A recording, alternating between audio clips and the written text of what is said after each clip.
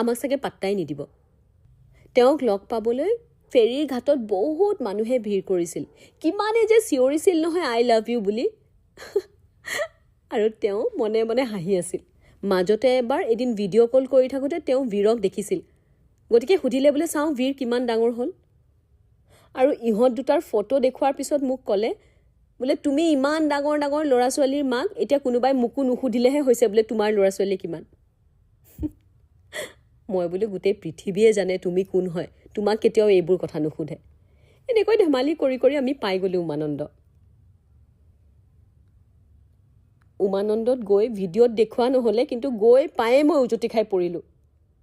মানে ফেৰীৰ পৰা নামোতে মানুহৰ যিমান ভিৰ, ময়ো তলফালে মনেই কৰা নহ'ল নহয়। কিবাকৈ উঠি গৈ ওপৰ পালোগৈ। আজি ইয়াতো ভক্তৰ অলপ ভিৰ আছিল, কিন্তু তথাপিও বৰ ধুনীয়াকৈ পূজাভাগ হৈ গ'ল। আৰু আমি পূজাভাগ কৰি থাকোঁতেই দবা শংখৰ ইমান ধুনীয়াকৈ শব্দ শুনিলোঁ। মানে প্ৰভুৰ সন্মুখত সেই সময়তে ভোগ দিয়া হৈছিল। আৰু এনেকুৱা হয় নহয় যে মন্দিৰ এভাগত সোমোৱাৰ লগে লগে যদি দবা শংখৰ শব্দ শুনো, কিবা এটা পবিত্ৰ পবিত্ৰ লাগি যায়। এনেকুৱা লাগে যেন ভগৱানে কিবা আশীৰ্বাদে দিলে নেকি। আৰু খুব ধুনীয়া এটা আবেলি পাৰ কৰিলোঁ। তেখেত আহি আকৌ যেতিয়া ফেৰীত উঠিল, এইবাৰ তেওঁ নিজেই ক'লে বোলে এইবাৰ ফেৰীত কিন্তু কমেও 1 ঘণ্টা ঘূৰিম। তাৰপিছত আমি দুয়োজনীয়ে কেইবাপাকো মাৰিলোঁ ব্ৰহ্মপুত্ৰত। আৰু ইয়াৰ আশে পাশে থকা ঠাইবোৰ, তাৰ পৰা দেখা মন্দিৰ কেইভাগ, আমাৰ ধুনীয়া দলংখন, বীৰ লাচিতৰ প্ৰতিমূৰ্তি, আটাইবোৰ দেখুৱালোঁ। দুয়োজনীৰ খুব ভোকো লাগিছিল। তেওঁ কিন্তু একো নাখায়, তেওঁ বোলে একেবাৰে সময়ত খায়।